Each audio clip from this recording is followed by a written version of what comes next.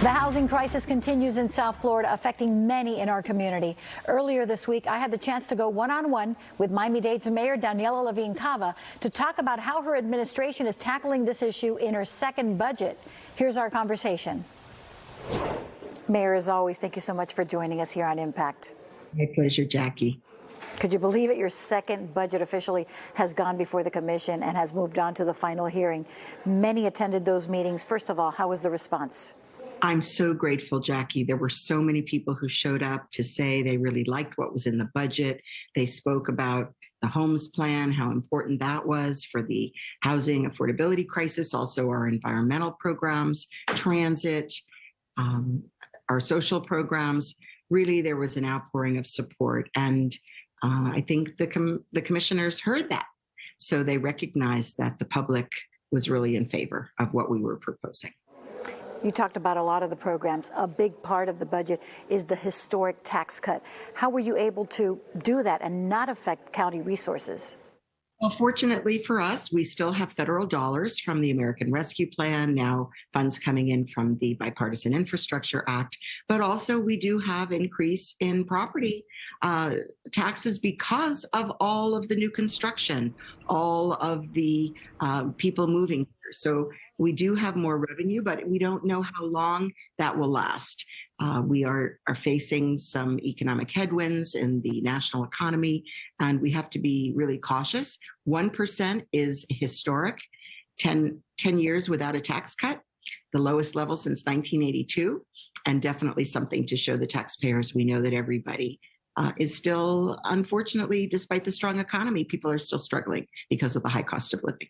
Absolutely. No doubt we are living in an area that is one of the most expensive in the entire country. We have a housing crisis here in South Florida. You alluded to it. There is a chunk of the budget, about $85 million, I believe, that will go to the homes plan, which you spoke about. Can you tell us more about that? I'm very excited about this homes plan. I think it's transformational. We have so many people across the economic spectrum, from the very low income to working people, the middle class, who are struggling to pay the bills, especially housing, which has become an increasingly large portion of the monthly payments.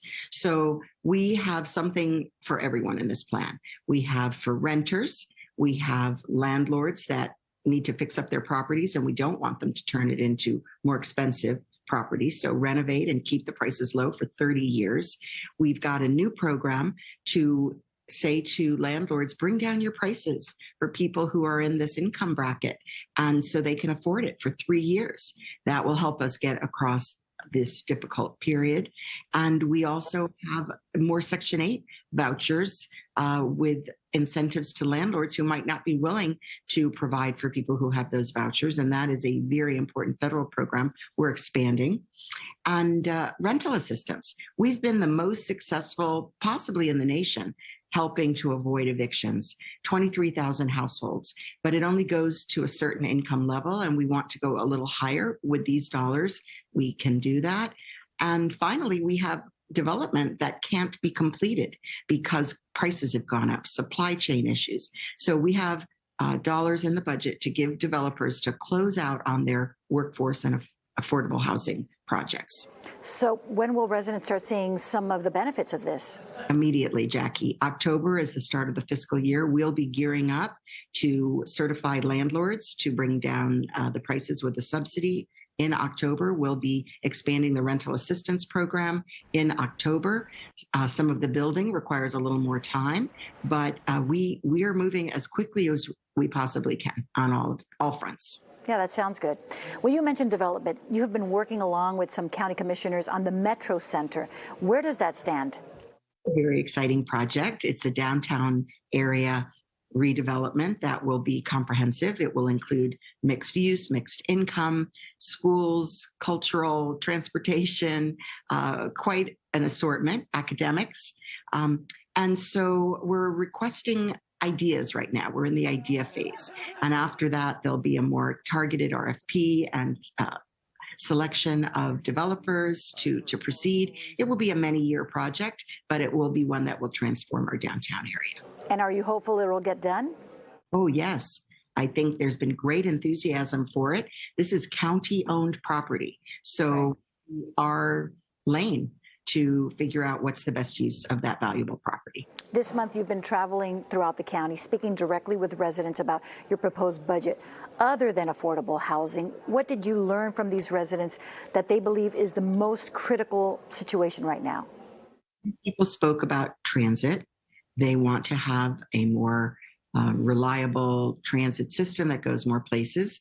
Unfortunately, we're building back up our operator staff so we can move forward with our Better Bus Network that will provide more frequent buses on the most popular routes and not sacrifice the ones that are more outlying. We also have, for the first time, a pro forma in the budget for all 6 of the new transit corridors in the SMART plan. Those things do take a few years, but they need to move forward, and we need to have the county dollars in place to be able to draw down state and federal dollars. So that's a longer term, but very, very positive outlook. People also spoke about the range of human needs, not just housing, but also growing homeless population. And of course, we have some dollars as well, additional dollars to help with that.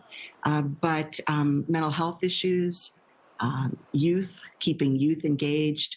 We have some really great programs for our young people to keep them productive and out of trouble.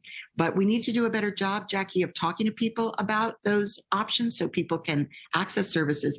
And then I'll also say about the environment. People are quite aware that we have rising seas, we have increased temperatures. They want to know what we're doing to protect our waterways, the septic to sewer conversion, the heat, what we're doing to help with the extreme heat. So there's quite a lot of awareness. And I think that was reflected in the people that came and spoke at the first budget hearing. Well, you just talked about the environment. This week you announced the U.S. Army Corps of Engineers extension of Miami-Dade, the Back Bay Coastal Storm Risk Management feasibility study. What does this extension mean for our community?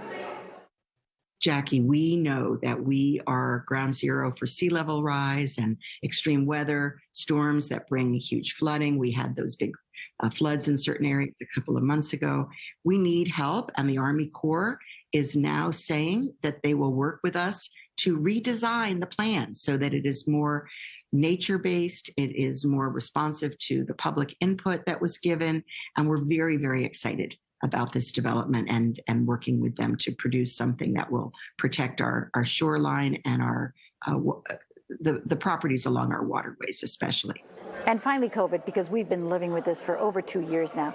But it seems as if we are now in a bit of a respite as far as serious illness and hospitalizations. Can you give us kind of a rundown as to where we stand as a county? Thanks, Jackie. And you know that we're the only county in the state that has not stopped ever providing testing and vaccination. And even when the federal government has withdrawn support, we have an unusual partnership with a private company that provides free access for those who don't have insurance. So it's been important, and we're grateful.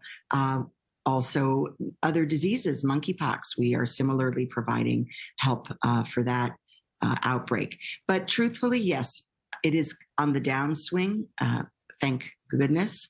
And we had half the number of COVID cases in the hospital. I just saw a report, so coming down. People are still getting sick, but not as sick. And we have the new vaccine. We'll be promoting it very soon. It's available as well at our sites for new variant. And it's going to turn into something like an annual vaccine that the public will have access to. And we really hope that people will take advantage of that. Well, it seems, as always, that you have a lot going on. I wish you much luck on the final hearing of your second budget. Mayor, it's always a pleasure to talk to you. Same, Jackie. All the best, and wish me luck as you did. September 20th is the final vote.